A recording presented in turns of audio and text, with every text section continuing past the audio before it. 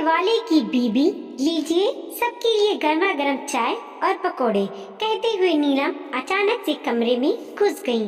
नीलम के अंदर आते ही सब चुप हो गए, जैसे उनकी चोरी पकड़ी गई।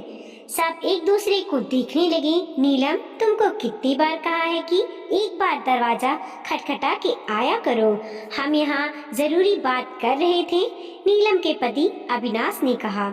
नीलम की आंखें भर आईं और वो भरी आंखों से वहां बैठे ननद और उनके पति और अपनी सासू माँ को देखती है। नीलम को वहां खड़े रहना अच्छा नहीं लग रहा था।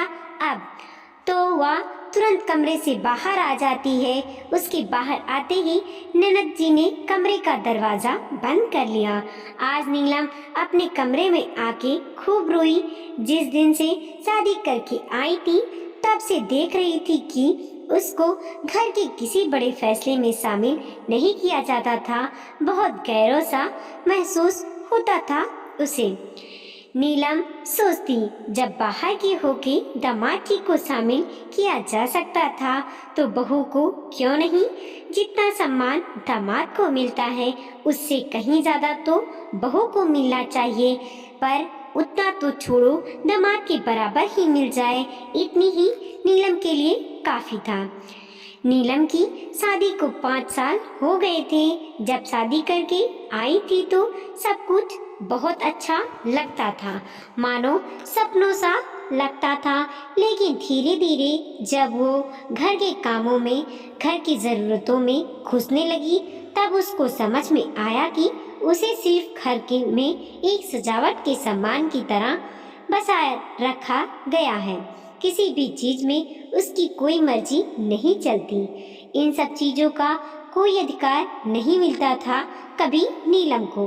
नीलम को कुछ भी चाहिए होता तो अविनाश उसको पैसे दे देता, लेकिन जब भी नीलम जानना चाहती कि कितना कहाँ पैसा जमा करते हैं, कितना सेविंग कर रहे हैं अविनाश, तो अविनाश हमेशा टाल देता। कभी मजाक में, कभी प्यार से, कभी कुछ नहीं बताता। हमेशा कहता, तुम आम खाओ, गुठलियाँ क्यों गिन रही हो, बहुत ही पैसे वाले की बीवी हो तुम, चिंता मत करो। नीलम एक मध्यम वर्गीय परिवार की लड़की थी, जहां हर खर्च को रजिस्टर में नोट किया जाता और पाई पाई का हिसाब रखा जाता था, और कहाँ कितने पैसे जमा हैं सब कुछ एक डायरी में नोट रहता था। नीलम हमेशा अविनाश से कहती कि सेविंग करना बहुत जरूरी होता है, हमेशा एक जैसे दिन नहीं होते। और अविनाश कहता, तुमको क्या लगता है मैं सेविंग नहीं करता? मैं बहुत सेविंग करता हूँ, तुम चिंता मत करो।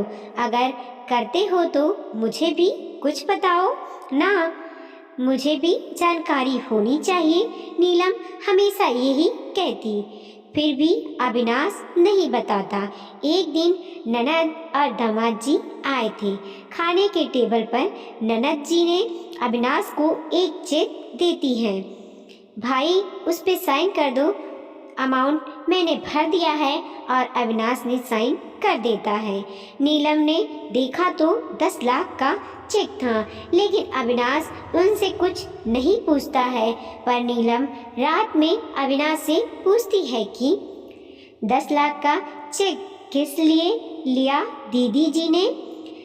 अविनाश ने बताया, दामाद जी को नई गाड़ी लेनी है। ठीक है, जैसे तुम्हें ठीक लगे, बोल के चुप हो जाती है नीलम।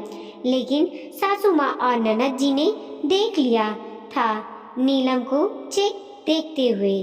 अगले दिन नीलम सासू माँ के लिए कमरे में चाय लेकर जाती है। तभी उनकी आवाज़ कानों में पड़ते ही रुक के सुनने लगती है कि अविनाश, तुमको कितनी बार कहा है कि नीलम के सामने पैसों की बात मत किया करो। कितना कमाते हो, कितना बचाते हो, और कितना खर्च करते हो। ये सब बहू के सामने बातें नहीं करते। उसकी नज़र गड़ी रहती है पैसों पर। ऐसे बहू बिगड़ जाती है, जाके अपने मायके में देने लगती है। और सुरभि, ननद जी, तुझे क्या जरूरत थी खाने के टेबल पर चेक देने की? बाद में अकेले में भी तो सिग्नेचर ले सकती थी। नीलम अब सब कुछ समझ चुकी थी कि इस घर में बहू एक नौकर से ज्यादा कुछ नहीं है। नौकर से ही अपने पैसे छुपाए जाते हैं। और ये भी समझ चुकी थी कि क्यों उसको कोई भी जानकारी नहीं दी जाती किसी भी चीज के बारे में, ताकि मेरी दुनिया बस किचन तक सीमित रह जाए। बहू को घर में आए कितने साल क्यों ना हो जाए, लेकिन उसको हमेशा गैर या अजनबी ही समझा जाता है। उसको अपने परिवार का सदस्य मानने में बहुत समय लग जाता है। हर बात में कहा जाता है कि अभी तुम नई हो या तुम अभी आई हो, तुमको समझ नहीं आएगा। लेकिन अगर किचन का या घर का कोई काम सही से ना हो तो हमेशा कहा जाता है कि इतनी पुरानी हो गई हो या इतने साल हो गए तुमको आए हुए, फिर भी अभी तक नहीं समझ में आया। समय ऐसे बीतता रहा। नीलम पे एक रात मुसीबतों का पहाड़ टूट पड़ता है। अविनाश का बहुत बुरा एक्सीडेंट हो जाता है और कोमा में चला गया। जितने पैसे थे नीलम के पास उसने इलाज में लगा दिए और सासू माँ ने भी अपनी सारी पैसे लगा दिए इलाज में। पैसे तो थे अविनाश के पास, लेकिन किस बैंक में थे किसी को पता नहीं थे। और सारे कार्ड और चेक वो अपने लॉकर में रखता था, जिसका कोड सिर्फ उसी को पता था। लेकिन अविनाश तो कोमा में था।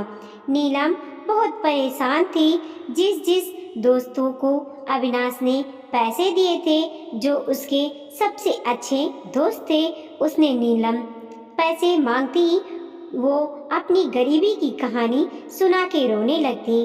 दोस्तों को तो छोड़ो, ननद जी और दामाद जी ने भी मदद नहीं की, ये बोल के कि उनके पास तो पैसे हैं ही नहीं। वो तो अविनाश से पैसे लेकर काम चलाते थे।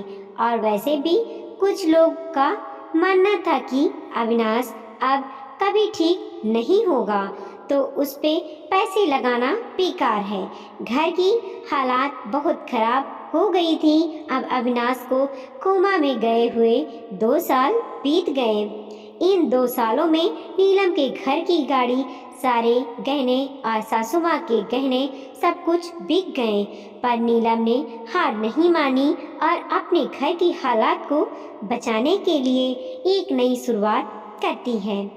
एक नए बदलाव के इंतजार में नीलम ने एक टीचर की नौकरी कर ली थी। साथ ही घर पे बच्चों को पढ़ाती, ताकि रोजमर्रा की जरूरतों को पूरा कर सके। घर का खर्चा और अविनाश के हॉस्पिटल का खर्चा भी अब किसी तरह नीलम पूरा कर लेती थी। साथ ही अब सासू माँ की सोच में भी बदलाव आ चुका था कि कौन अपना है कौन पराया।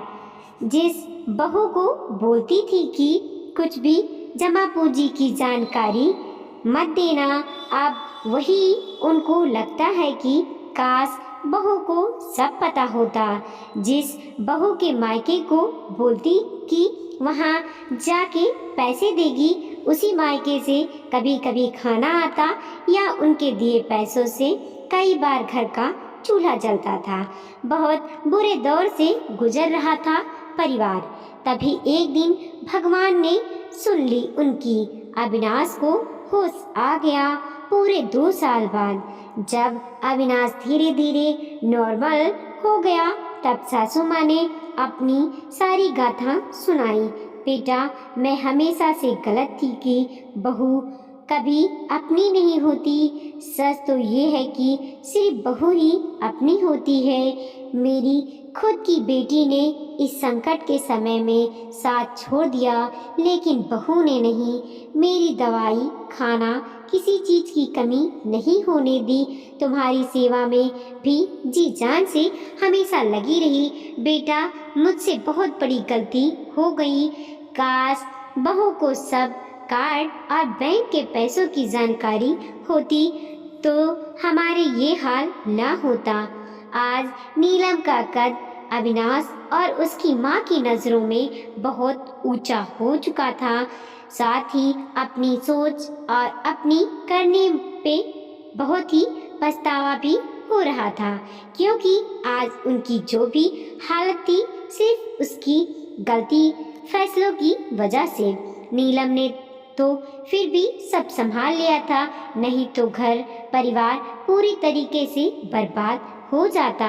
अविनाश ने आंखों में आंसू और ढेर सारा प्यार भरे के नीलम को धन्यवाद कहा और अविनाश की प्यार भरी नजरों से ही नीलम का रोम रोम प्रफुल्लित हो उठा। अविनाश के ठीक हो जाने से सारी खुशियाँ वापस आ गईं और साथ ही वापस आया नीलम का सम्मान। साथ ही नीलम अपने घर के लिए और घर वालों के लिए अब गैर ना होकर अपने घर की अहम सदस्य बन गई थी।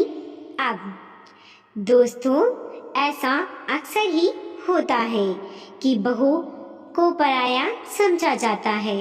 वीडियो को लाइक कीजिए, कमेंट कीजिए और अपने दोस्तों के साथ ज़रूर शेयर कीजिए।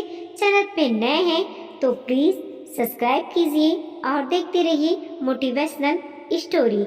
मिलते हैं और एक नई कहानी के साथ।